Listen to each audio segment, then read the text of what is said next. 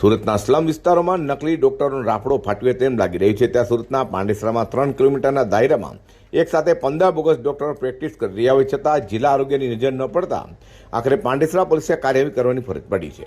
પાંડેસરા પોલીસે બોગસ ડોક્ટરોને ત્યાં dummy patient મોકલી પહેલા તમામ માહિતી એકત્રિત કરી હતી। ત્યારબાદ પાંડેસરા પોલીસે 50 રૂપિયાથી લઈને 200 રૂપિયા સુધી ફી લેનાર નકલી ડોક્ટરો જેમાં રાજારામ દુબે, યોગેશ પટેલ, રાજેશ પટેલ, બ્રજભૂષણ સિંહ, તારકેશ્વર સિંહ રવાની, રાજકુમાર સોહનલાલ ગુપ્તા, પ્રદીપ મોતીલાલ પાંડે, બાબુલાલ યાદવ, મુકેશ કમલાકર રાતના હાજરા, રંજીત કુમાર, પારસભાઈ વર્મા, અખિલ રોય, ચંદ્રભાન કેદારનાથ પટેલ, ઓમકારનાથ રામપ્રસાદ કર્ણધાર, રાજનારાયણ શ્રીવંશી યાદવ, મનોજ સુખેન્દ્રબેન મિશ્રા, પ્રમોદ અમરેશ મોરિયન જેટલી પાડી તમામ સામે કાયદેસરની કાર્યવાહી ધરી છે। કે સુરતમાં છૂટાછવાયા ગેરકાયદેસર ડોક્ટરો પોતાની હાટડી ખોલીને પ્રેક્ટિસ કરે છે, જેના ભાગરૂપે સાહેબે સૂચના આપતા સેક્ટર 2 સાહેબ અને ઝોન 4 શ્રી વિજય ગુર્જર સાહેબના માર્ગદર્શન હેઠળ અમો તથા પાંડેસરા ટીમે બમરોલી રોડ પર તથા વડોદ ગામમાં સર્વે કરેલ, જેમાં કેટલાક તબીબો નકલી હોવાનું તથા પોતે અગાઉ કોઈ પ્રેક્ટિશનર ડોક્ટરને ત્યાં પ્રેક્ટિસ કરી હોય અને પટાવાળા તરીકે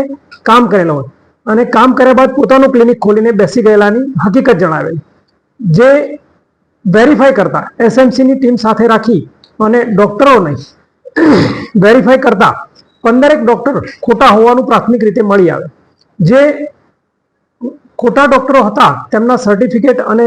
દવાખાનાની ઝડપી કરતા કેટલાક ઇન્જેક્શન અને દવાઓ પણ અમને મળી આવેલ, જેમાં 61,000નો મુદ્દામાલ કબજે કરવામાં આવેલ છે તથા 15 જેટલા ડોક્ટરોને